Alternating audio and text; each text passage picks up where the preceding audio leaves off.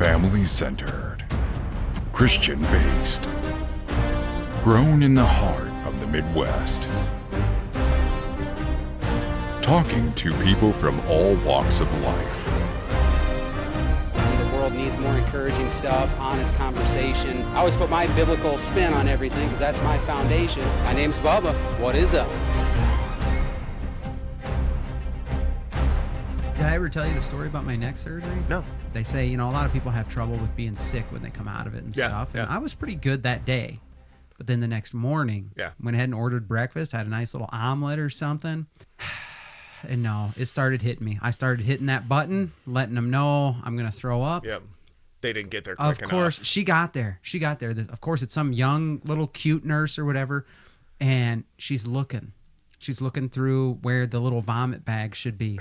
And then it hits me. My wife was here yesterday, and she specifically asked, I could use some of these for the van. Right? And she said, you're paying for everything in here. Yes, so anything that's disposable, take it. Take it all. Take and the so blood pressure. As she's pulling drawers and everything, I'm like, they're not there. They're not there. I grabbed the little plastic bedpan and I tried to, you can't keep it in there. Just created a ramp. Yeah. So here I am, puke all over the bed, the little counter, and here's this like 25-year-old nurse. And I'm just like. She's probably never seen anything so disgusting in her life. She's like, well, that omelet looks about like what it looked like it did 10 minutes ago. Embarrassing. Okay, we got to get to something productive here. We can tell gross stories all day. Oh, that seemed pretty productive. That's if I end up clipping that into a reel or something, that would just be words of wisdom for somebody out there. Outtakes. Yes, that's what people want. People want authentic. Real. Yep. That's what they want. Authentic, genuine content. honesty. That's it. Okay. Thank you, ladies and gentlemen. What is up?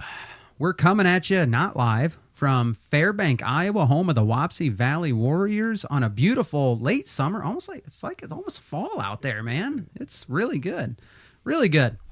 Welcome back for part 2 with my buddy and former Las Vegas native, Mike Cook. If you missed part 1, go back and listen to it. I'm telling you, you won't regret it. We talked everything from Mike growing up, Gen X, 100%, all the way to the foundation that his parents gave him and how that benefited him in everything going forward. This week, we're going to get into his segments. We're going to have some fun. We're also going to get a little serious at the end, probably get a little controversial. So if that's not your cup of tea, this ain't the place for you, but you know that by now. Hopefully, we will encourage you. That's the goal. Speaking of encouragement, I want to give a couple quick shout outs to people who have supported us and encouraged us along the way in what we're doing here. If you're an artist in the area or you're passionate about art, that's really not my thing, but I've bought art. So I've got a big painting that I bought already from these guys. I want to encourage you, check out the Steve Brown Art Center in Jessup, Iowa. They are the creative heart of Buchanan County. They have created a thriving community where art flourishes with dynamic exhibits and interactive workshops. They spark creativity and passion. Discover a world of artistic inspiration at the Steve Brown Art Center. To learn more, just check him out on Facebook. Check out Jim Gillespie and all the good things he's doing there. But if you're interested in some more art or purchasing some art from an actual business, you want it to be affordable, you want to spruce up that home or cabin of yours, look no further than my buddy and former guest, gifted artist, Tony Thomas. He paints everything from nature scenes to city landscapes to biblical portraits and southern staples. Head on over to TonyThomasArt.com and get you some amazing art. He just painted this awesome one of Jesus reaching into, so it's like you're in the water, looking through the water up at Jesus, reaching down and grabbing Peter. Nice. Except Peter's not there. It's like first person, you're Peter. Nice. And I think he named it, or he let the fans name it, A Calm to Every Storm, or something like that. It's super awesome. It's just hit the market. The original's available if you got deep pockets, and prints are available. So go to TonyThomasArt.com, check out some of that stuff. I love his stuff, and I wouldn't recommend it unless I have some of it on the walls in my studio right there. That's TonyThomasArt.com. Now let's get to today's episode, shall we? Mike, welcome back, buddy. Bubba, what is up? We talked about a wardrobe change to make people think time actually passed, but we said no, we don't. We don't have the energy for that. Let's just keep going. There is no secrets here. So let's get into your segments, man. You wanted to do some trivia, so you're a knowledgeable guy, huh? Yes. You gave me a lot of different topics. I think. What's your trivia expertise?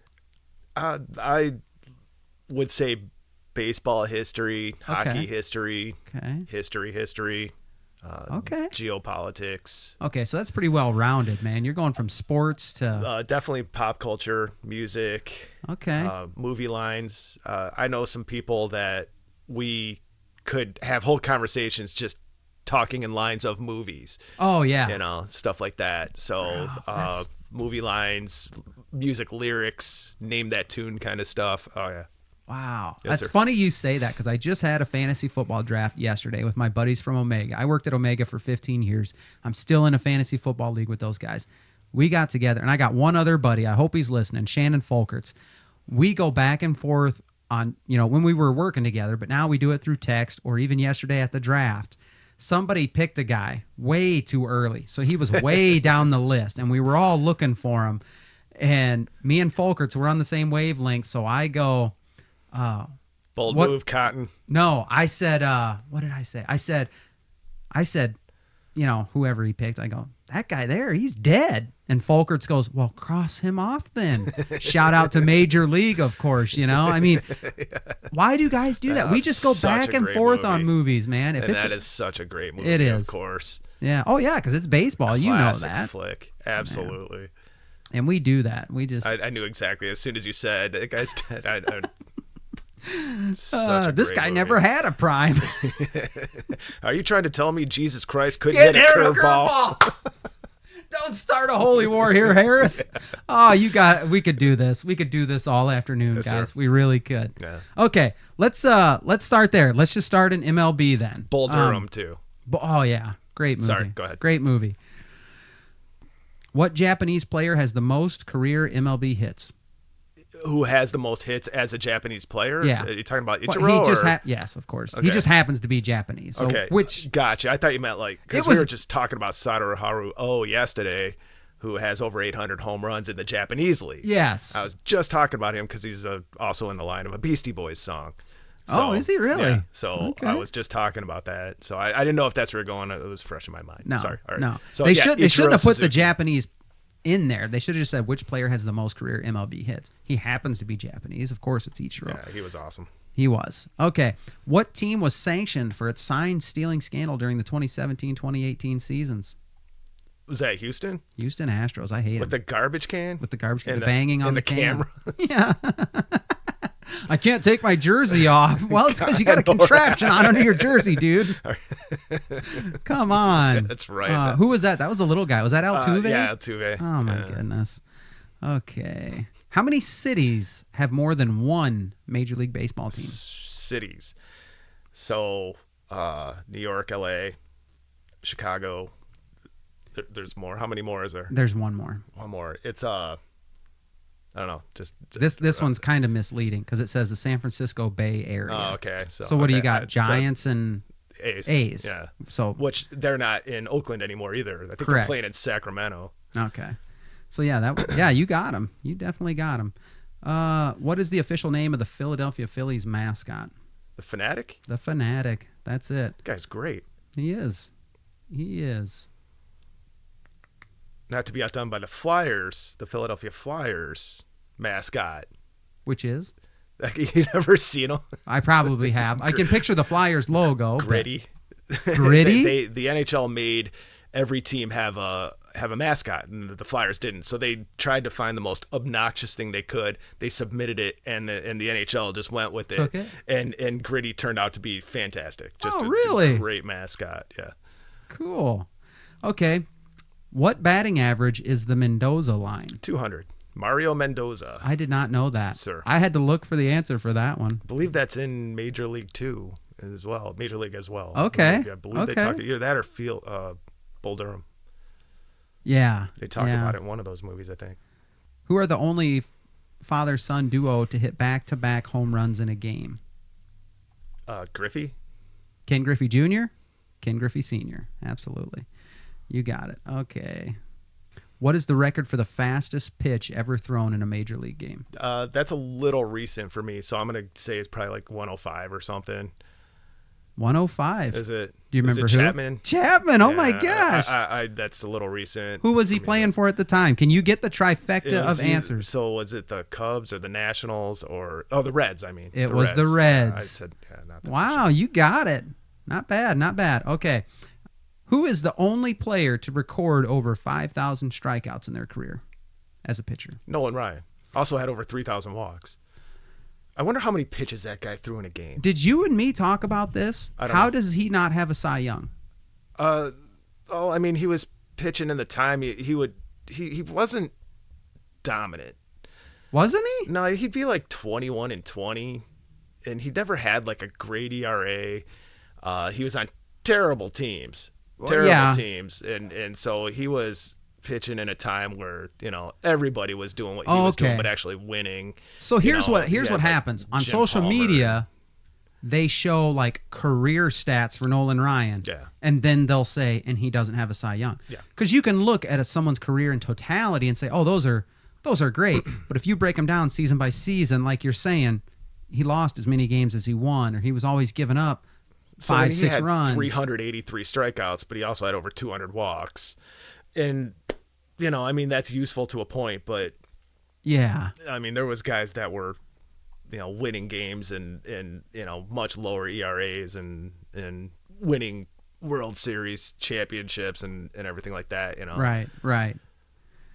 No, that makes sense. He was awesome though. I mean, Yeah, he was. he pitched was. a long time as He well. was tough. He was a tough Texas guy. My Yes, goodness. sir, from Refugio, Texas. Okay. Who was the youngest player to win MVP? I'm on advanced. This is from the advanced column. Would it be Cal Ripken? Nope. No, I know he won it in his second year, but Vita Blue? Vita Blue Vita Blue? pitcher Pitcher. There you go. for those A's. See, I got them broken up to beginner, intermediate, and advanced. Mm-hmm. I almost gave you the answer from intermediate for question number 5, and it was Billy Bean. I was like, Billy Bean didn't win an MVP. No, He was the guy from Moneyball, right? yeah, he played too. I think He he played for played. the Brewers. Yeah. Somebody just told me recently, like a lot of the stuff in Moneyball didn't actually No, happen. that was a little Hollywood. Go figure, Hollywood. Put a twist on something. I don't want to hear people's take on it. Sometimes, like, Joe Montana ruined the movie Rudy for me. Oh, really? Yeah.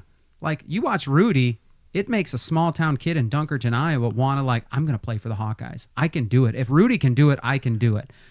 And then come to find out, like, they hated Rudy. They did. They hated him. And, like, the whole chanting his name thing, they were, like, making fun of him. Yeah, they were making fun of him. It wasn't they were getting behind him. The whole jersey on the desk thing with Dan Devine, no. Yeah. Like, Hollywood likes to spin things a little bit. Yeah. Imagine that. Go figure. yeah. Okay, I'll give you another good one. We'll go back a little bit. Who was the last player to win the batting Triple Crown before Miguel Cabrera did in 2012? So who was the previous one to that?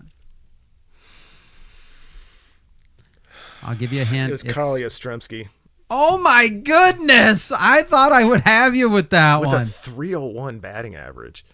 How do you know that? How do you know that? I think we're going to get into that later, aren't we? Maybe I should have had more friends growing up.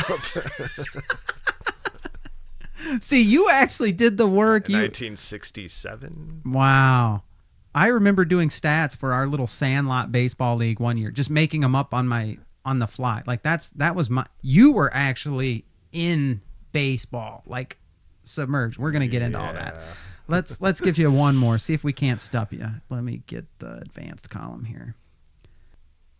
How many 3 strikeout games did Tony Gwynn have in his 20-year career? Probably less than 5. Less than 5. I bet you it's less than 5. The exact number I couldn't give you, but I guarantee it was less than 5. He was known to, when he had 2 strikes, shorten up and just punch the ball to left field or even lay down a bunt when he wasn't as rotund as he was Right, towards the end of his career. But yeah, he would just shorten up. The handle of the bat was almost as long as the barrel, and he would just touch it. just to make Just touch contact, it. whether it was an out or not. But he did not like to strike out. If you put it in play, you got a chance. But You strike out, you that's don't. the thing is that those sluggers back in the day, they never struck out. Look at Ted Williams. I think he walked more than he struck out. Yeah. Let's take one from the audience. Audience, do you got a number? It is under 5. Call in right now, 319. No, I'm kidding. One That's time. yeah. That's impressive, Yeah. man. That's impressive. Okay, let's move over to pop He culture, was a shall we? beast. Bro, I could do movie lines for you now. I could just say, name that movie. I could do a line here and there. I may just do that. What is Scrappy Doo's relationship to Scooby-Doo? His son, No. nephew. Nephew. Yeah, There we go. that was two guesses right there. I would have not known that. Yeah. Okay. Other than the last name Do. Yeah. That Okay. informed me a little bit. This one's really recent. Which line from a Minecraft movie, the Minecraft movie, became a viral sensation, causing pandemonium in theaters? Something about chicken. I know. Chicken jockey. Something. Yeah, chicken jockey. There's like a scene in the movie where he says that, and people It were. just would go berserk. Yeah. Yeah. I didn't get it, but I don't understand viral stuff. So. Me neither. I heard if you're trying to go viral, you won't. It's when you aren't trying that Yeah, you will. Yeah, it's like you said, authentic. Yeah. So people tell me, Bubba, stop trying so hard. It's like, okay. So something that I think sucks is going to get 1 million views. Okay. Probably. All right. Hey, good plug for episode Yeah, right. 61 with Mike Cook. Great. I'm just kidding. All right. Here we go. What do the following celebrities have in common? Tom Cruise, John Travolta, and Elizabeth Moss. I don't know. Scientology. Scientology. That a boy. I had other guesses, but I'll keep it There you on the above the table. Okay. Which cast member from The Office? Did you watch The Office? A little. We didn't watch it when it was popular. Couldn't stand Steve Carell on that show. Really? Way too cringy. Like Well, yeah. I could not stand it. Like I had like secondhand cringe from watching that. I was like, that just kind of made my skin crawl the way he acted. That's who he was supposed to be. He was Yeah. supposed to be an idiot. Yeah, But he did it well. we didn't watch it when it was popular at all. Okay. 2020 when the lockdowns hit. That's what he Everyone did. went to YouTube. Yeah, right. And that just blew up Yeah. on YouTube in 2020. What cast member from The Office had a career as a pop musician in the 60s? Like for real? For real. I don't know who would have been old enough on that show. Well, there you go. That's kind of narrowing it down. I don't know. Creed Bratton. You got me. You know, I would have thought he had some music ability because that one scene where they're doing that song, I don't know what the name of that song is, but they're like miming the whole song throughout the whole office. There's a scene where Creed has like an earpiece and an electric guitar. And you can tell when someone grabs a guitar, Yeah. if I'm just faking it, or if you having some background in that stuff, and you see definitely Creed can is tell. just, and I'm like, huh. So what did he do? It doesn't tell me. Oh, okay. It doesn't tell me. We'll have to look that up. Creed Bratton. Okay, let me ditch those and let me think of a couple movie lines since we were talking about that. Let me think of some of my favorite. Do they got to be sports movies, or are you saying any movie? I could probably, Okay. especially comedy or Pulp Fiction or something like Okay. that. Okay. Well, then I got one that popped in my head. It's not comedy, but it's drama, but it's pretty well known. I've been known to be a man who can get things from time to time. Is that Shawshank Redemption? Got it.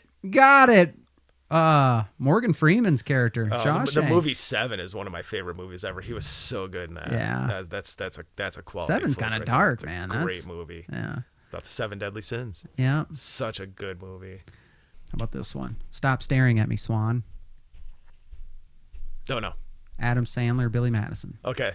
Oh right. I Right? guess I should have. I mean, I guess I could voice these out a little bit better. I wasn't a giant Sandler fan. At Really? least That not was his my movies, time. Not his movies. He's great on Saturday Night Live. Saturday Night Live was great in the mid to late Yeah. 90s. Loved it. And you know what? Farley. All those guys were conservative. Yeah. That's why it was funny. Yeah. Because they just made fun of everything. And they still made fun of George Bush. And poor- That's what SNL was. And- You're and supposed to do it. Admiral Stockdale. Yeah. Yeah. Gridlock. I loved it. Even late night TV. I would watch Leno. I would watch Yeah. Conan. I love Letterman. that stuff. Yeah, it's great. I saw Fallon just had Greg Gutfeld on, which was kind of like Really. crossing party lines. Well, but Fallon's desperate for ratings. Yeah. He sees the writing on the wall. And, yeah, all the other guys are getting yeah. axed. He sees the writing on the wall. He's got to be next. He hasn't done anything. Yeah. None of them. Those shows are just. And Gutfeld isn't on like free public No, TV. yeah. He's on Fox News, and still- and his night show kills them. by all Kills 'em. combined, all of them combined, It's bad. just destroys them. It's bad. Okay, let me think of some of my other favorite movies. How about this one? And I'll even try and do the voice. Say when.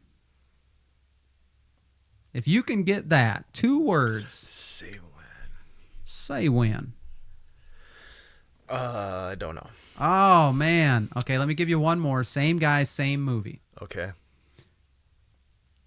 I'm Your Huckleberry. Oh, I don't know. Val Kilmer, Tombstone, Yeah. playing Doc Holliday. Yeah. Yep. All right. I knew it. Oh man, that's one of my favorite ones sitting up there. Let me think about the other ones up there. What famous movie starred Burt Reynolds that was remade in the early 2000s with Adam Sandler? Longest Yard. Longest Yard. Remake is Yeah. excellent. Okay. Excellent. You want a cool thing, watch a behind the scenes documentary on that movie. The amount of athletes, wrestlers, Oh, how cool. what they had to Right. feed those guys to have on set every day, to have guys like Bill Goldberg, Bob Sapp, Kevin Nash, all these gigantic guys. Yeah. They got like 6,000 calorie a day diets. Yeah. You had to have like a 4-star kitchen running round the clock to produce that movie. No kidding. Yeah, it was incredible. It's one of the coolest little documentaries I watched. Okay. There's another one coming out tonight that I'm going to watch. It's a 30 for 30 on, do you remember Friday Night Lights? I watched the You watched the movie? The show. I'm talking about the show was good. I The liked show was series. kind of cool. Movies 10 times better. Oh, okay. I Book. never really watched the. Oh yeah, watch the movie Friday Night Lights. That I like tells the show. the show was neat. If you like the show, you should really like the movie because it's a lot closer to reality. And you'll see how the show, what it took from the movie. And the movie was a book. Before that, a lineman for this 1988 Odessa Permian Panther high school team. This is Class 5A West Texas football. He wrote a book about what it was like in 1988. They had the #1 player in the country. If you remember on Friday night, we're getting way off topic. In the series, season 1, like the all-star quarterback gets paralyzed right away, right? Mm-hmm. Well, in real life, 1988, they had the best player in the country, this running back, James Miles. He was going wherever he wanted. And what happens? Tears up his knee. Now, you're top dog Class 5A football in Texas. Your season can't end. But that's what your team was. Yeah. So they had to change, and they made it all the way to the state semifinals. Okay. The movie portrays it as the championship, and they play this team, Dallas Carter, pretty much the best team from East Texas. And you can tell West Texas, kind of more country rural, still 5A, still really Right. big. Dallas Carter, more city, Yeah. lot more black kids on the team and stuff. Money. Their money behind them and everything. And ESPN did a documentary. Supposedly that Dallas Carter team was like the best high school team ever assembled. Oh, wow. Ever. Okay. All these kids were going somewhere, but I guess they were just living like above the law No, in you Dallas. don't say. And doing things, all this stuff. It all peaked with this like armed robbery thing. No. And okay. hardly any of them I think Jesse Armstead was the only one that ended up making it to the NFL after that. They lost everything. And ESPN did a documentary. It comes out tonight, whatever this is, August 24th. It's not when this is going to Something release, like but okay. Better football movie. Oh, hit me. Varsity Blues. Oh my goodness. I love that movie. Oh, it's just pure like pulp. It's great. Yeah, I loved it in high school. And for James sure. Vanderbeek's accent and hair color change with every scene. I don't want your life. That's a great movie. I love that movie. I love the soundtrack. That was MTV's way of saying we're going to take like the worst things of high school football culture and just amplify it to 100. What's his name? John Voight was Oh, awesome Voight. as Bud Kilmer in that movie. He was great in that movie. Voight's a national treasure. He is a national treasure. Man. And that movie was a great, as much of a probably not serious movie as that was supposed to be. Voight took it and he turned it up to 11 in that movie. He was so good. Yeah, he was. So good. That was such a great movie. He was. Miss Davis, you go to the prom with me. Okay, we're not going down that road because No. I know. Yeah. Yeah, Billy Bob Yeah. had a thing for her. Yeah, well, All right. Yeah. Let me give you one more movie quote and then we'll move on. 'Cause we could talk sports movies all day. And we already referenced Major League, so I won't give you one of those. Every time a bell rings, an angel gets its wings. I do know that. What is it?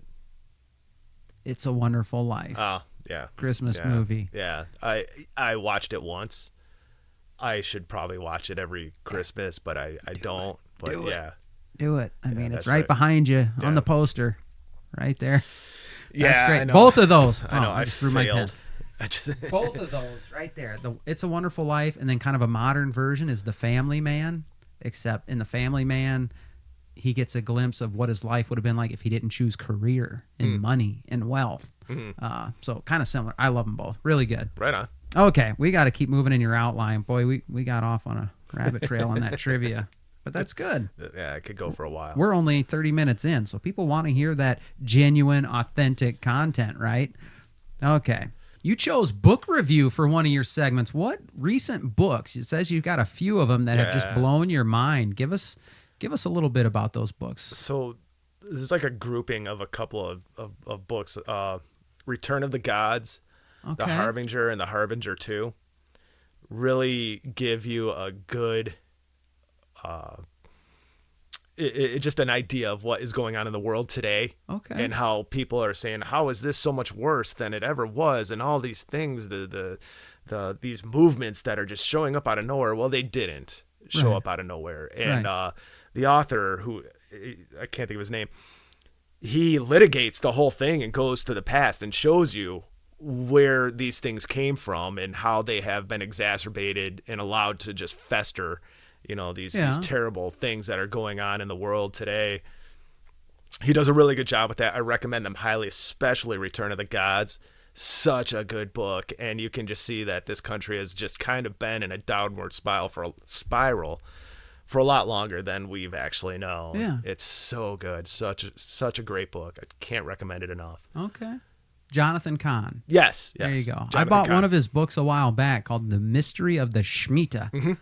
And I think this stuff came out after that. And I think this stuff is much better than that one, but it's still kind of the same thing. Foretelling, hey, things that are to come are already in play right now. You use it's inductive history, right? You use the past to study the present and the future, right? Yeah. And that's what I tell people. That's kind of how the Bible is. Well, you Don't can be do so it. intimidated by the Bible. You can The do an Old inductive Testament. Bible study. Yeah. You can study the Bible by using the Bible. Yeah. Well, yeah. But I tell them that's how the Old Testament and the New Testament worked. Everything in the Old Testament was pointing to Jesus Christ. in the New Yeah. Testament. Yes, sir. And how much did Jesus in the New Testament say, yes, I fulfilled everything? Yeah. And he points back to the Old Testament, the Old Covenant, the old system. Mm-hmm. It's really good. It makes a lot of sense to me. But okay. So that's it. Return of the Gods and the Harbinger series, huh? Yep. By Jonathan Kahn. Excellent books. Easy. Just that you'll fly through them. Okay. I like good reads. I like easy reads like that, I don't know. Sometimes it's hard for me to not think about something. If the book loses my attention, I'll realize I'm reading the words, but I'm thinking about Friday night's football game. Yeah. I can't it's gotta hold me. So, okay, another one you picked. I don't think anyone's ever picked this, so I had to put some work into this. I even got my kids involved. Friday night, probably around 11 or 12 o'clock at night, we were breaking down the film from the Wapsie-Hudson scrimmage that happened earlier that night. Okay. And I gave them these. I said, help me out, guys. I got some fill in the blanks. Mike chose fill in the blank. No other guest has chose that. And I want to come up with some good ones. I don't want to just pull them off the internet. I want to come up with some. So they helped me with these. So here you go. Just fill in the blank. This could be one word, could be a whole nother sentence that you add to it. Doesn't matter. The type of person I least trust is someone who... Or hypocritical. Yeah. Yep. Yeah. I would say that is how fill in the blank should work. You can go serious, or you could say the type of person I trust least is someone who wears socks with sandals. Right. You know what I mean? Or, You can do yeah. whatever you want to do. Sure. Absolutely. Hypocritical. That's tough.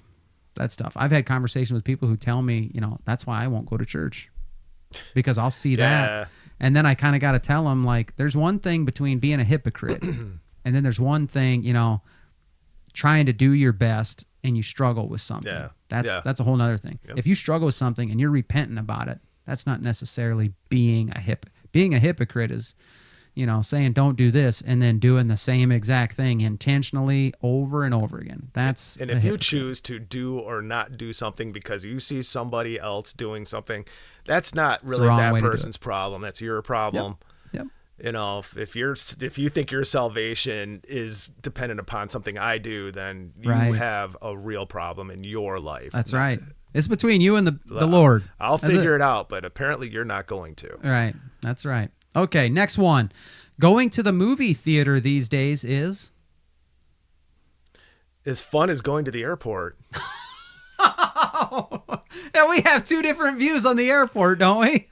There hasn't been a good movie out in a million years. I saw that Led Zeppelin movie a little while ago. That was pretty good. I actually just saw a concert movie last night about The Warning. That was pretty good. Okay. But to see an actual feature, I think I saw Sound of Freedom. Okay. And then I saw, what was it, The Jesus Revolution? Is that what it was called with Kelsey Grammer? I saw that actually at the Sunset in Sumner. Yeah, the Greg Laurie movie. But you're really gonna have a hard time getting me to a movie theater. It's just been crap that's come out, and before that, like I couldn't even tell you the last movie I saw. Okay. Before all that, I think they've learned their lesson. Keep the ideologies out, keep the woke stuff out, and Top Gun Maverick smashed Star Wars was a moneymaker. It was, all you had to do was say the word and it just bled money. Yeah. And they somehow ruined that. Yep. Everybody your age would have gone to the theater. Yep. How do you ruin Star Wars? Well, they figured it out. They figured it out, and well, I can only be alienated so much. That's right. Okay, how about this one? This is one they helped me with. AI is... There's a lot of words. Unnecessary. I would say a detriment. Okay. I don't think it should exist at all. I don't know how to give a one-word answer to that. But you could give about 5 one-word answers. I think I might have just done that. But I don't think AI should be in existence. I almost don't think the internet should be in existence, honestly. Okay. But I'm a Luddite, obviously a Philistine, so... that's the Gen X upbringing. Sure. Social media was whoever had bikes in front of their house that day.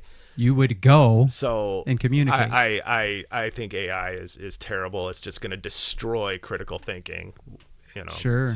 So when those guys were getting together a couple of years ago and say, hey, we need to pump the brakes on this, and really all we did was slow it down a little. We didn't even really put up any guardrail. It's going. It's progressing. Yeah, it's inevitable. It's going to bring some good, but you're saying it's overall going to be a major net negative. Yep. On Absolutely. Society. Okay. Absolutely. You should not take things out of human beings' hands. I know a lot of people in the podcast world are starting to use it. A lot of people in the business world are starting to use it. I used it once. I wrote, you got to have show notes for everything on Spotify. And I typed out what I wanted, nice. I don't know. Sometimes I put up 5 paragraphs on there just to give people an idea of what's in this episode. And then it had this little thing that said, would you like AI to rewrite that for you? And so I clicked it and I saw what it came up with. And I was like, that just made it sound like I was way more intelligent than I actually am. And I was like, I don't think I want to get you. I don't think I want to be asking people to consume something that's not me. I would rather sound stupid. Yeah. Let them see the real me. Stupid, but I would rather be authentic. Authentic. There we go. And AI, a lot of times you can tell. Sure. You can tell it's an AI created image, sound, anything. I heard that the teachers are good at it and are getting better at it. So kids better not be trying to... They probably use it themselves, though. So. Well, yeah, they probably do. But they interact with the kids in class. So they know when something comes up in a completely different, dialect, they know, Johnny Swanson, you didn't write this. Right. So I can see they're trying to combat that. But I hope so. But it's inevitable. Yeah. And a lot of corporations have already laid off thousands of people. Yeah. And it's just gonna continue. And it's like thinking on it. It's not just doing what you tell it to do. Like they're running tests with it and it's starting to think on its own and disobey. Yeah. Well, then you're starting to talk Terminator stuff, and that's kind of scary. I don't want to sound like that, but that's scary. There's a movie we could have quoted. Yeah. Come with me if you want to live. Okay. Let's go to another one. I long for the days of real music, real art, real when you had to be together to create things. Okay. And human beings before AI had to critically think their way through everything. Sure. Yeah. Whether it was a spaceship launch or the creation of a song, anything. Yeah. When human beings were, front and center of the creation of things, good or bad. Yeah. At least Musicians had to use what was up here Yeah, yep. to get it on paper and get it to come out of their Right. instruments. And art, literature, anything, any kind of business, Sure. whatever. I like that you said space, because that's right where my mind went, was that scene in Armageddon where they're in a room and Billy Bob laid out like all the things the astronauts had to their disposal. And he said, we need to make this fit into this yeah. with this. Yeah.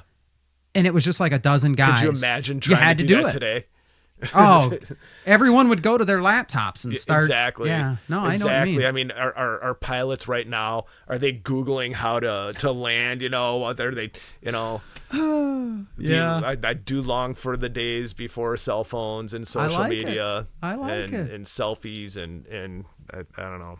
I think there was a lot less anxiety in the planet. Sure. Oh, I think that. Yeah. That Because the media could spoon feed us anything, and we had to believe it because we had no other way to figure it out. So Yeah. Yeah.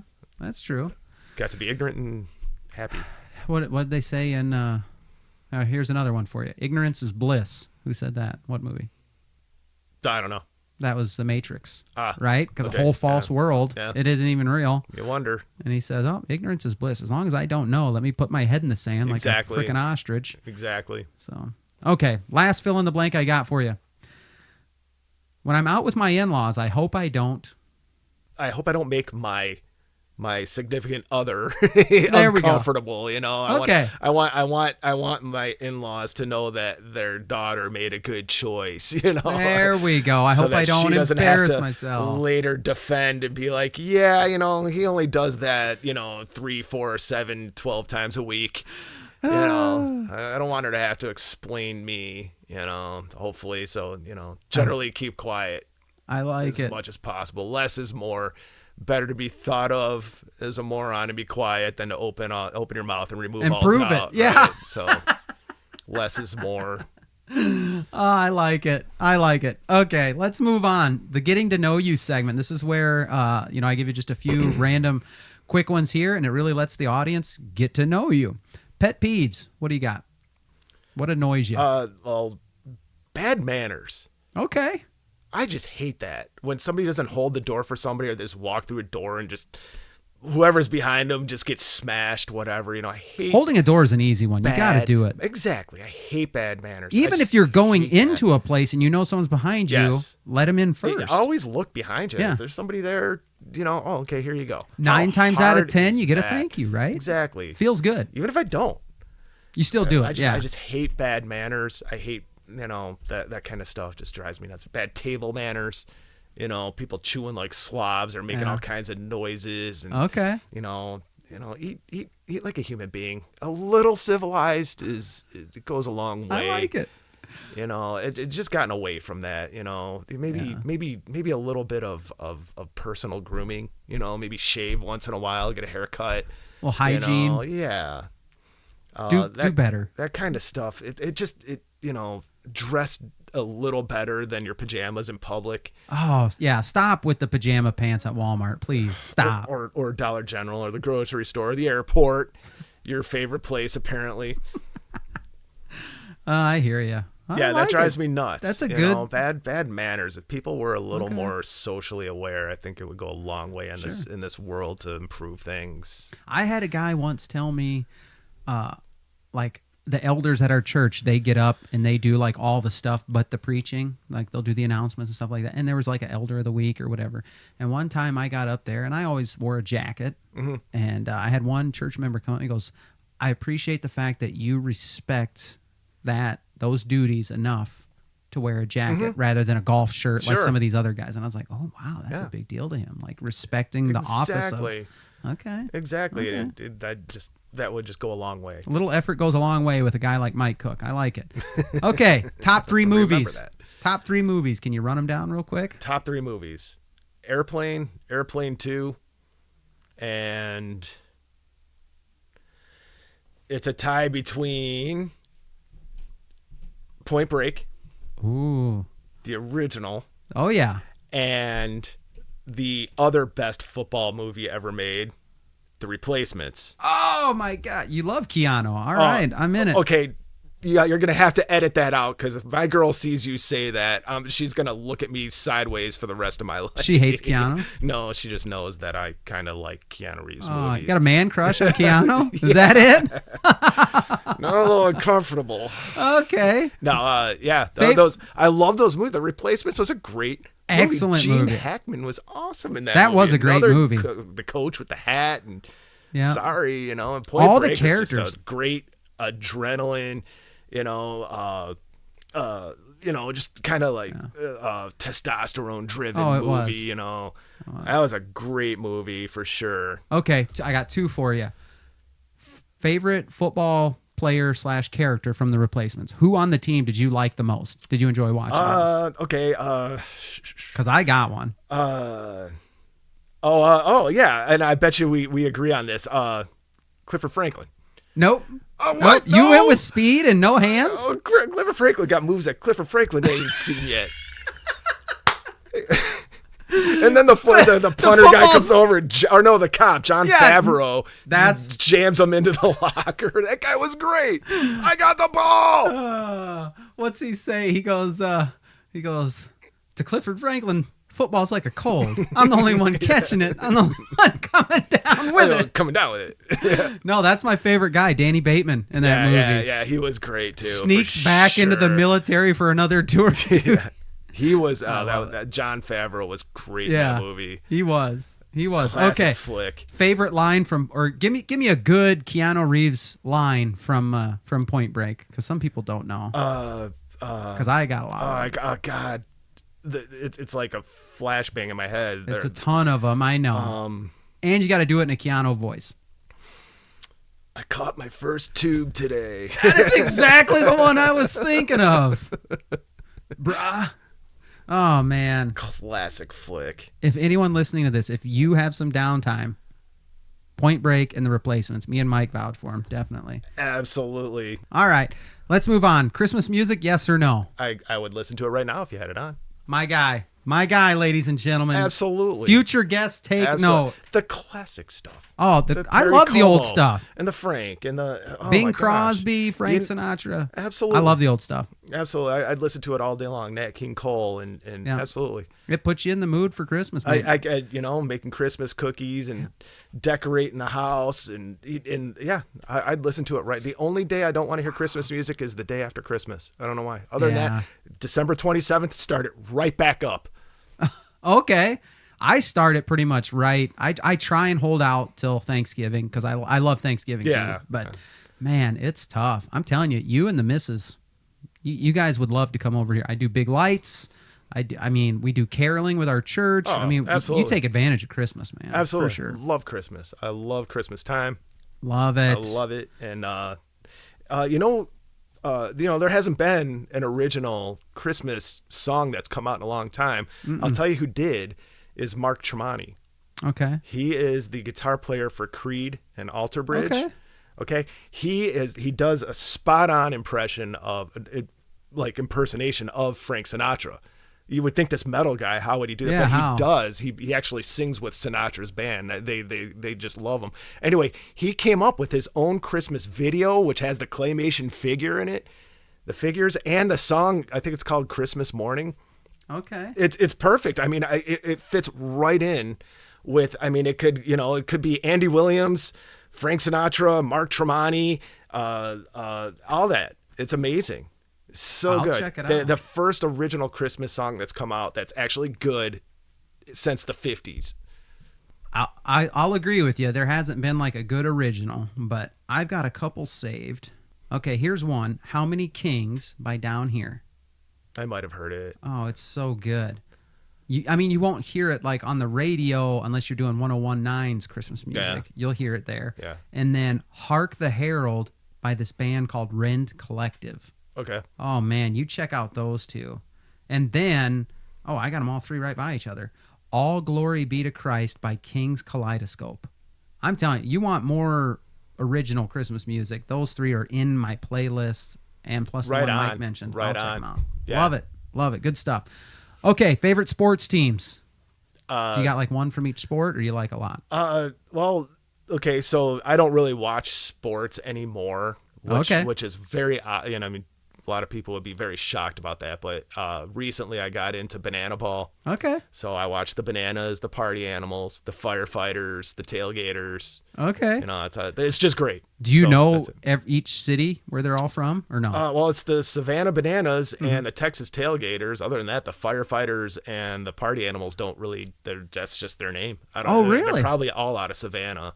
Wow. I'm just guessing. I've only recently gotten into it in the last couple months. So Okay. We're going to so get into that in the haven't next segment. dived into. So that would be now growing up. Philadelphia Flyers, Chicago Okay. Bears, the Bulls. I mean, I was watching the Bulls In the heyday. Oh my God! Not just the heyday of Jordan, but basketball's heyday. It was when that.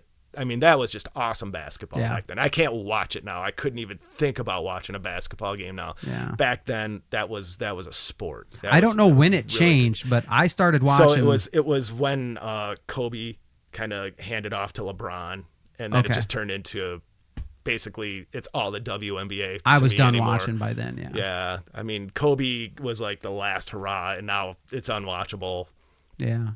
I was a big Knicks fan, so I got in on a lot of the Bulls, Knicks, Oh, those were awesome series. Knicks, Rockets. It was Those a were physical awesome. game back Yes. then, man. Yes. But then you go back to your day, and you're talking like Bulls, Pistons, and stuff like that. Then it was flat out violent. Yeah, it was if rough. you tried to drive the lane, or if you flopped, you got decked. Yeah. If you tried to do some fancy ball move like LeBron, if he tried to go to the rim right now, he would have gotten laid out by Oakley. Oakley would have just killed him. Right. Or Dumars, or somebody would have just put him on his back. It was almost like there was actual hatred. Yes. And there was no teaming up. There was no 2 superstars on a No, team. It was Jordan said, I didn't want Larry or Magic on my team. I wanted to beat those guys. Yeah, yep. That's right. Here's my theory. Basketball evolved, football evolved into like a predominantly passing league and everything. But what have we seen with football in the last, I'd say, 2 or 3 years? Have you seen the running game come back? Did you notice how if you weren't watching, you didn't, but Derrick Henry reinvented the running back and saw, hey, everyone's playing the pass now. You get a talented running back, he's going to run, and you're going to win games. And if you got a good defense, you now win a majority of your games, and the Ravens prove that. I could see basketball possibly. I never would have thought football would revert, but it is kind of. Just yesterday in my fantasy football draft, instead of seeing a ton of wide receivers go first, I saw a bunch of running backs mixed in amongst the receivers. I could see. Could we see basketball go back? I don't know, because that was more of a mentality thing. Those guys were mean, vicious. Not now. Not these guys are making $40 million a year. They don't care. They want off nights. They don't care. Yeah, they don't even play every day off nights. I gotta save my minutes for the playoffs. Yeah. Like, really? Yeah. How about this? I got a question for you, Bubba. Let's see if I can throw it at you. Sure. All time, I'm gonna give you all of the NFL. Okay. From beginning to today.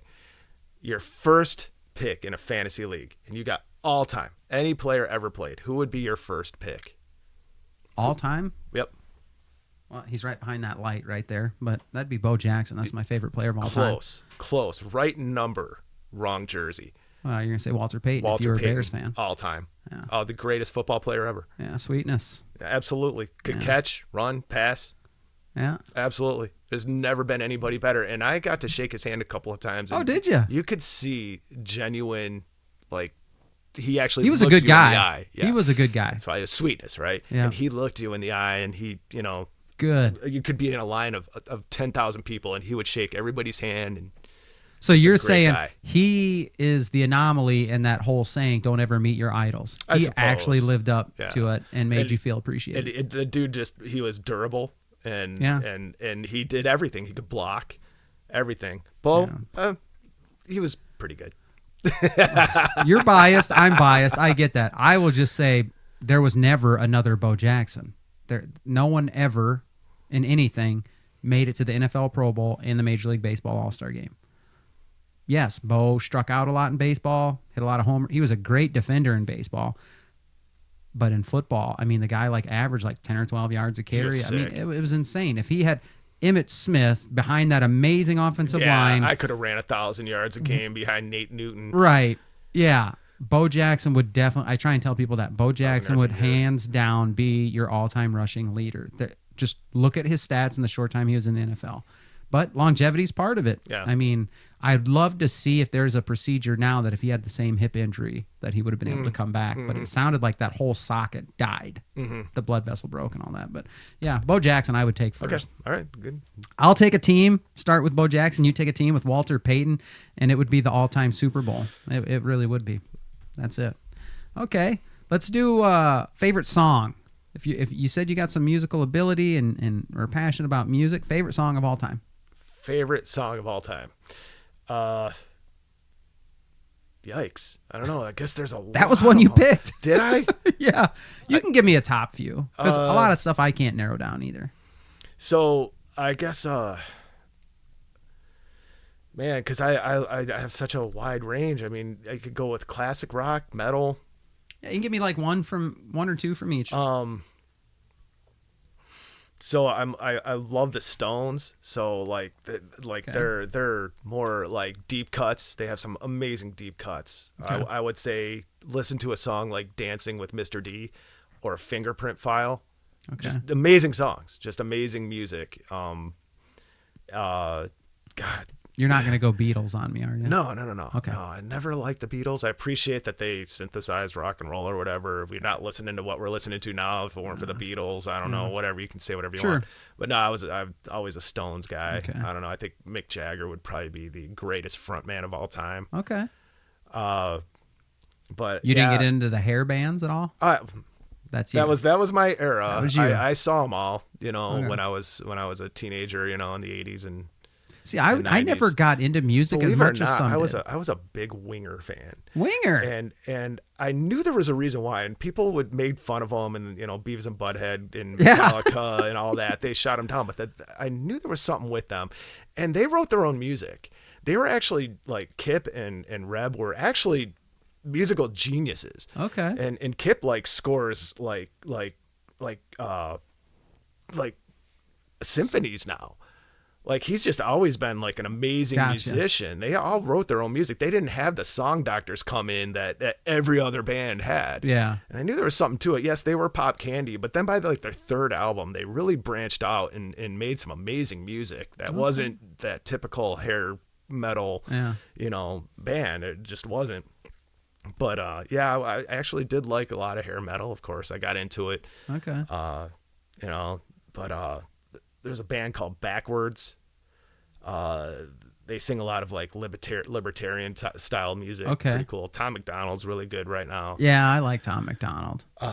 Some of his stuff gets just a little bit like vulgar or whatever. Yeah, it's too bad. But like Facts and Man in the Sky, and I see some actual He's a like great musical philosopher talent. for sure. Tremonti, we were just talking about him. I think he writes amazing music. He's got some great songs, some anthemic tunes. What'd you think of Guns N' Roses? That was my band. Never liked growing them. up. Never liked. Did you not like the sound of Axl? Well, that would be you could get me to listen to Guns N' Roses if he wasn't singing. Wow. I will say that Slash was born to play guitar. Oh yeah, he's he one of the absolutely best. was. Yeah. But I mean I Sweet Child of Mine doesn't do it. We were talking about Terminator earlier. That song they did on the soundtrack was awesome. Yeah, You Could Be Mine. That's a great song. That is a football pump up song. You Could Be Mine, or what's the one in the program? Not Paradise City. Welcome to the Jungle. Man, we would listen to that. But I never had anything for Guns N' Roses. Ouch.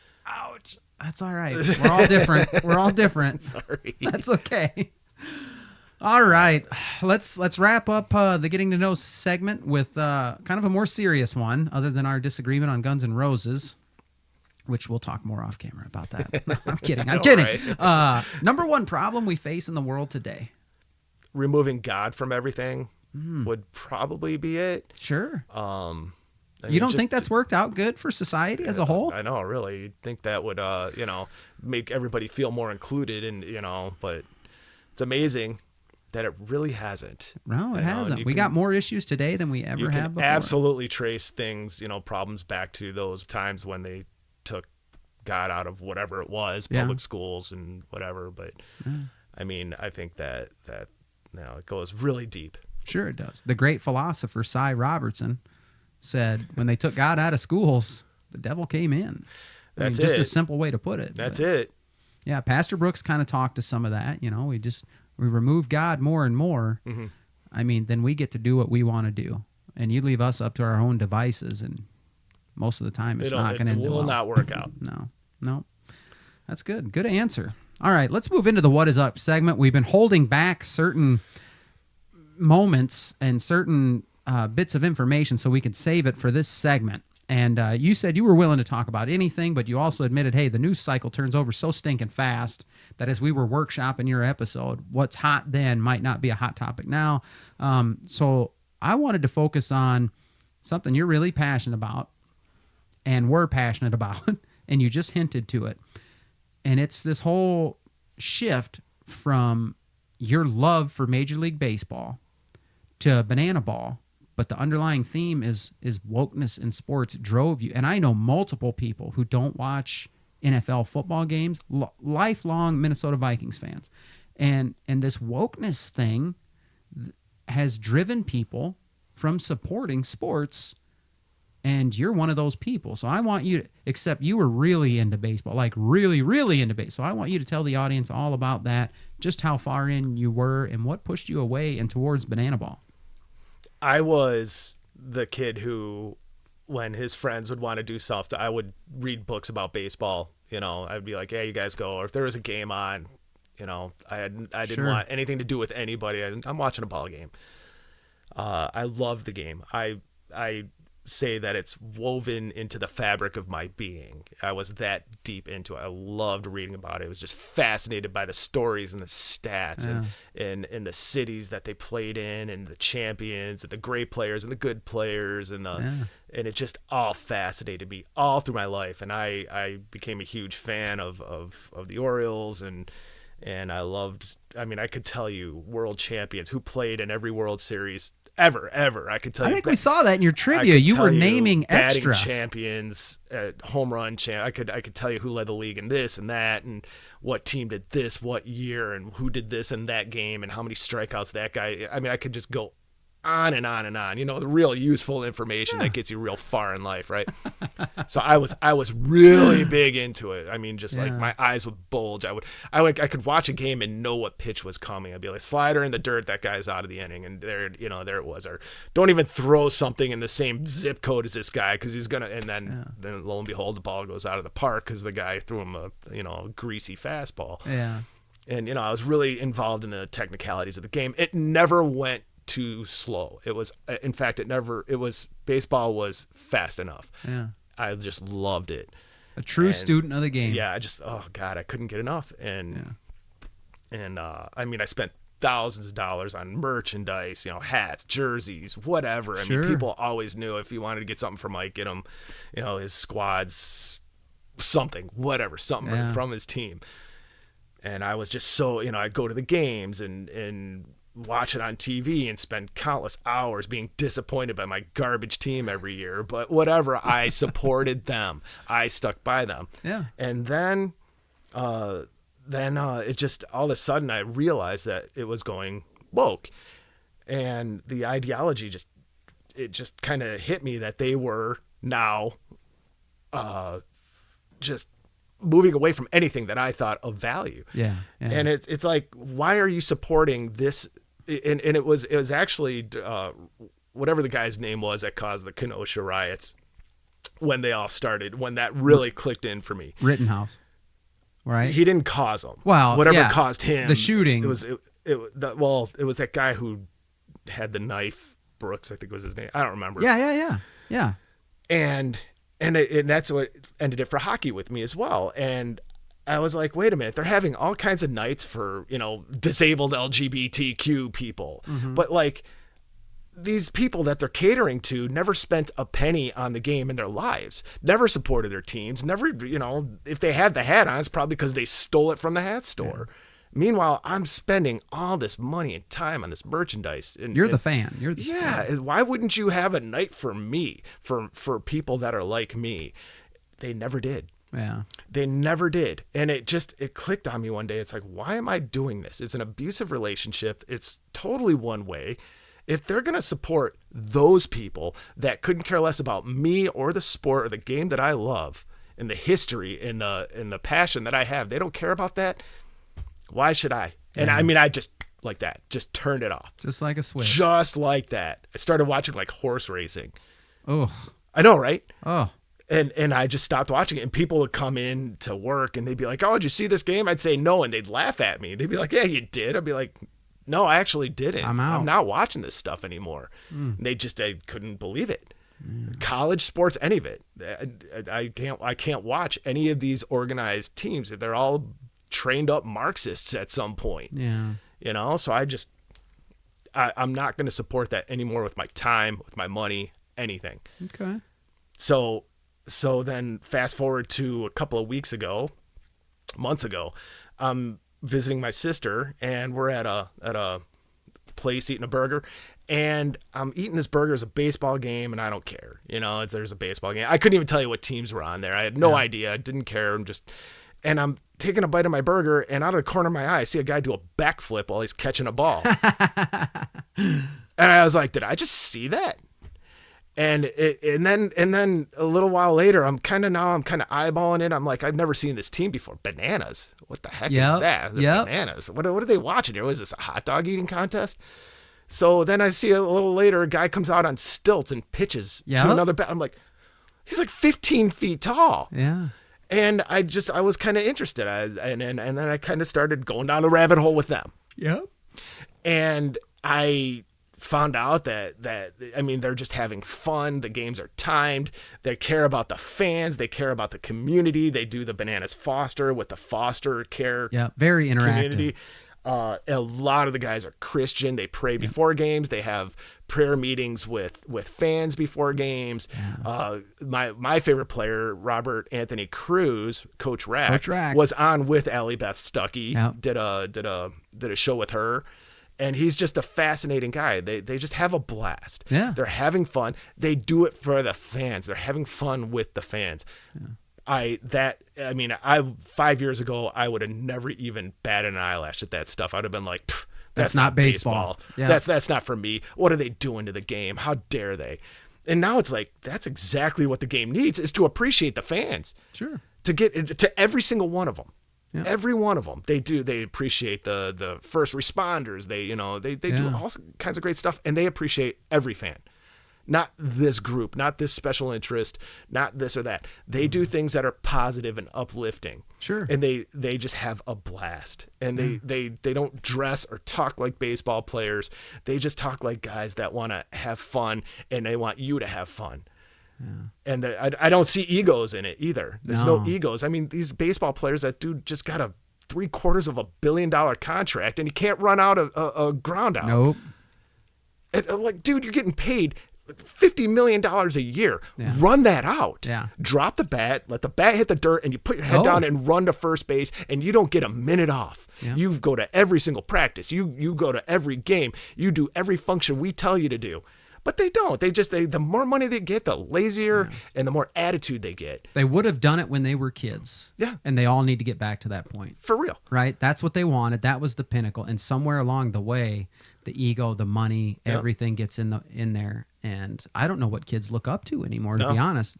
Baseball type kids. I really don't. Coach Rack laid it out really good. And I think that hits to one of your points. He talked about a lot of those players, they can play the game. Mm-hmm. They're good. Sure. They make it to they get drafted, they make it to the minors, maybe they get called up, maybe they're there in college. Yeah, they're good ball players. They're definitely like the best their hometown has ever seen. So they have skill. They do. And now you give them this other outlet. It didn't quite work out in the major leagues for them. But my goodness, you put them in this league and they can showcase their talent, have fun, give back to their communities. The ones who are Christian can do Bible studies and different things.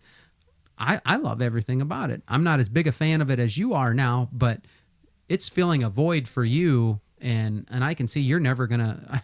this is you full steam ahead. This is it. It's positive. what I noticed was starting to annoy me. You used the term Marxist, and that's a lot of people I don't think take the time to research Karl Marx and what he did. I think it's very simple. I mean, I really do. Divide people into two groups, whether it's based on wealth or race or whatever it may be. Marxism can take many different shapes. A lot of things in our country right now have been influenced by Marxist doctrine, but they won't call themselves Marxists. You know, I mean, some are a little more open about it, like the Democratic Socialists of America Party or whatever. Okay, well, now you're getting closer. At least you're being somewhat honest.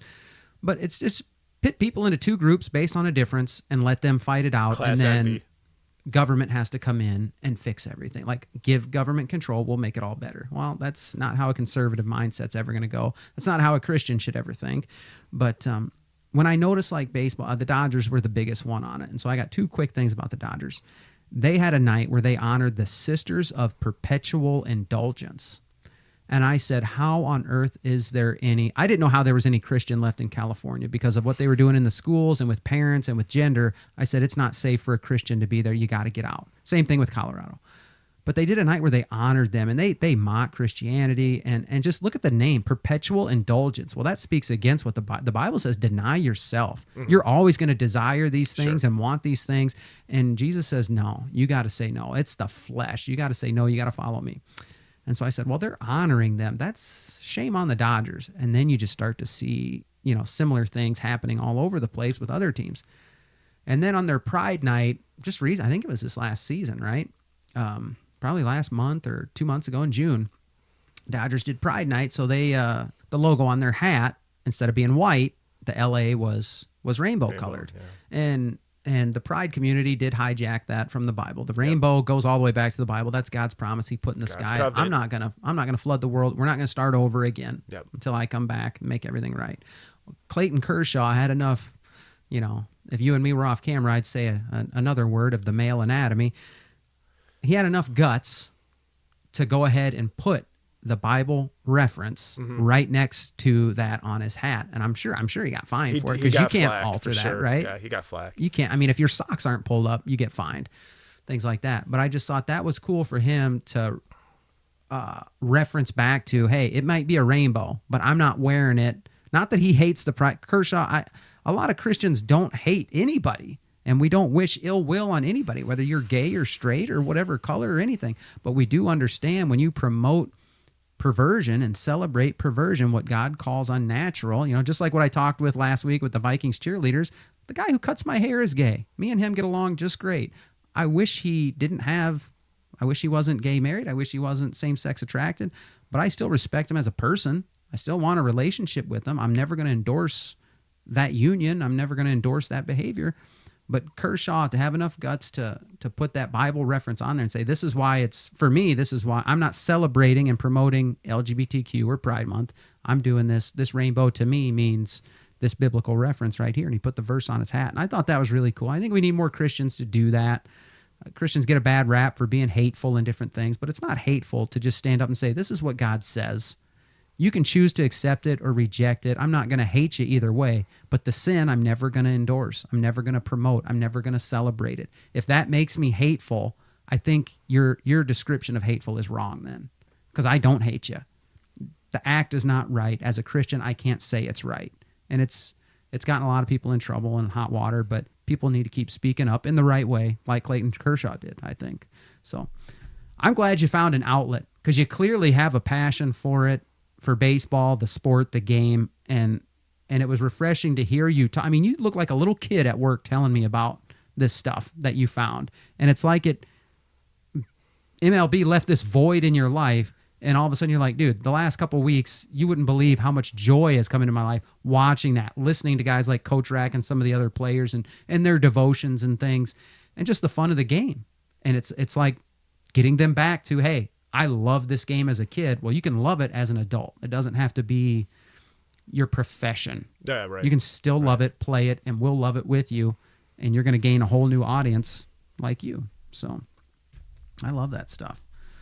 I would say that as far as the rainbow is concerned, you say not to hate, but you really do need to push back against people who are co-opting God's covenants and God's words. You know, Jesus didn't say we need to make a deal with evil. He didn't say we need to accept evil. We'll just put it over there, or we'll just not think about it. Right. We need to defeat evil. Yeah. So, Christians need to stand up. Stand and up. Definitely, when they see evil, they have to. Yeah. They have to push back. Right. Not just say, okay, that's okay, because you see where all the that's okay. Okay, well, remember, I remember when gay marriage was legalized, and I'm going to say gay marriage because there's no such thing as gay marriage. It's not marriage. Right. I remember when they legalized it, that I said slippery slopes are slippery, and now what won't they do? It's gotten to a point where they're just openly doing pedophilia in the streets. These pride parades are just taking on a whole nother level of evil and grotesque things and they love doing it. It's just sick to watch these evil demons act in such a macabre and gross way. Yeah. It's like, don't you see what you're Flaunting doing? it. Yes, exactly. Yeah. So back in your day though, don't you remember? It was like they just wanted, hey, let's not get assaulted for being gay. They weren't even pushing for marriage back then. It was just like they didn't want ill treatment, and they didn't even want to talk about it. Right. I remember the famous Arsenio Hall clip where some gay guy in the stands was yelling at him, and Arsenio said, "Don't tell me how to do my show. I've had gay guests on. You may not know they were gay because they want to keep it to themselves. Yeah. They don't need it publicized and promoted, and they don't want to force you to do anything you're not comfortable with." And he goes, "But you may have been asleep for the episode I had with Elton John, and he rocked the." So he was saying, "I'm open to have a relationship, but they can keep that part of their life private. They don't need us." That part of my life private. I'm not having open, disgusting acts on the streets as a straight man. Right. I'm not doing that. I'm not pushing these ideologies on anybody. Yeah. And I tell people, trace it back.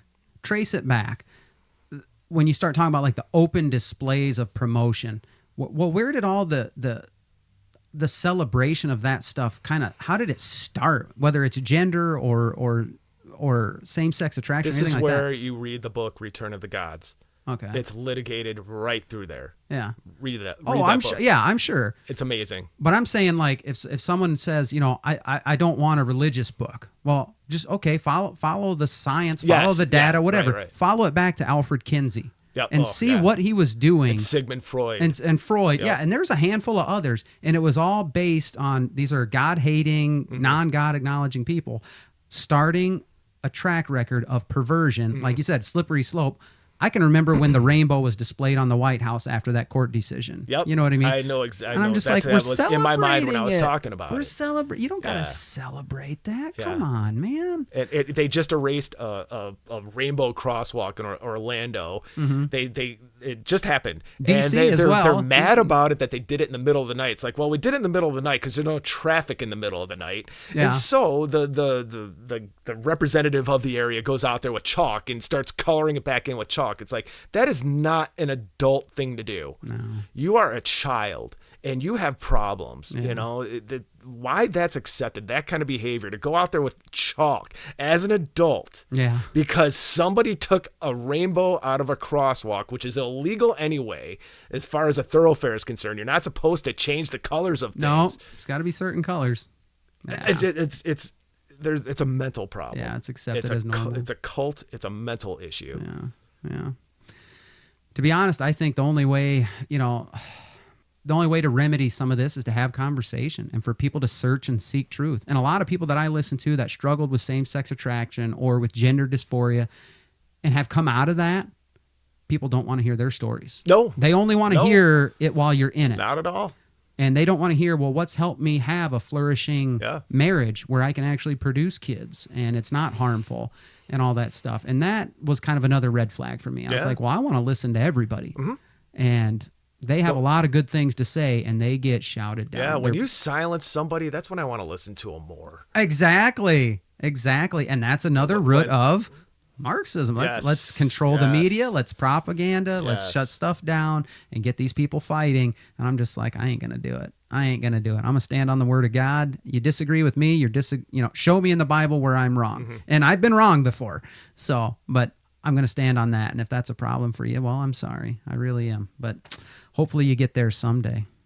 That's good. That's a good way to end it. I like that. Seems to be your problem, not mine. Yeah, there you go. In the words of Mike Cook, it's kind of your problem, not mine. But I'm here if you ever want to talk about it. Philosopher. Yeah, if you ever want to take it further, I'd love to open the book up with you and show you where forgiveness and redemption and healing and all that, he offers it to you, even in the state you're in. You just got to want it. And a lot of them don't want it. Yep. They want us to want what they want, so we can't do that. That's too bad.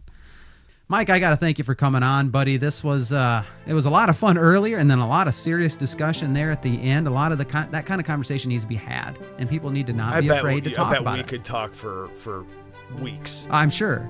We could go on in a civil manner. Yeah. It seems like anytime people try to have these conversations with someone who disagrees, well, then it's for clicks, and then it's out there, and then it's blown up, and it's like, no, it's not. You can have civil conversation and disagree. It doesn't matter. We happen to agree on a lot, but good conversation, good discussion. I'm sure you encouraged our audience with your episode and everything that you shared. Hopefully got people thinking a little bit about what is up with life, with some of these things that we've seen in the last 5, 10, 20 years, whatever, but more recently, 5 years. So to my audience, have you guys ever caught yourself looking around and asking what is up? Like what happened to Major League Baseball? Why the NFL is still putting those end racism or choose love slogans in the back of the end zone? Like, Who was that for? Can we get over that? Are we not past 1960s when we had certain drinking fountains and restaurants and buses for... I haven't really met black people that I don't like just because they're black. Maybe I'm an anomaly. I don't think so. I think most of us actually get along pretty well. I think we've come a long way in the last 50, 60 years, whatever it may be. So why are we still doing that? Why are we bringing that back up? I don't know. What is up with that stuff? That's my question. I think I know what's going on. I think it's breeding hate and division and sowing that stuff all across our country, and it doesn't need to be. So who's coming up with it? Maybe you got questions about that. Maybe you got questions about things in your life that have just always seemed confusing to you. Maybe you just got questions about things in your life, things that you've just never understood or were confusing to you. I don't know. Let me tell you, you want answers? The answers can't be found down here. We got to look up. If we look to God and His Word, He will truly show us what is up. You guys know my thing. The Bible, to me, has proven itself to give the best answers and explanations for why the world is in the shape it's in and why we are the way we are and do the things we do. So if you're struggling and you need help or you want to know more, you can join me any Sunday, First Baptist Church in Dunkerton, or online on our Facebook page for the live stream if you're not in the area. You can email me, whatisuppodcast@gmail.com. I will personally share the gospel with you and try to answer any questions you might have. And I'll start with this. No matter who you are, what you're doing, what you've done, God wants a relationship with you. That is why He created us. But it's up to us to choose Him. He's not going to force it. That's where the hope, the joy, the peace, the best things in life, that's where it comes from. It ain't going to last if you get it from anywhere else. There's absolutely nothing else on this earth that will completely satisfy you. Permanently, it won't. There's nothing else you can put your hope in. So guys, I welcome feedback, questions, comments. Leave it in the comment section. Ideas, whatever you want. Reach out, leave a comment. Let me know what you're thinking. Help me hit my goal this year of doubling my subscribers and followers by sharing with everyone you know. If you like this episode, share it. So for me and my guest today, Mike Cook, thank you so much for listening. We hope it really encouraged you, and Lord willing, I'll talk to you on the next one. Bubba, thanks for having me on. Thanks for helping me talk about what is up. There we go, Mike. Yeah. Glad to have you, buddy. Yeah, it was awesome. Glad we got it done. Thank you so much. You're welcome. I love what you're doing here, brother. Thanks, buddy. I appreciate that.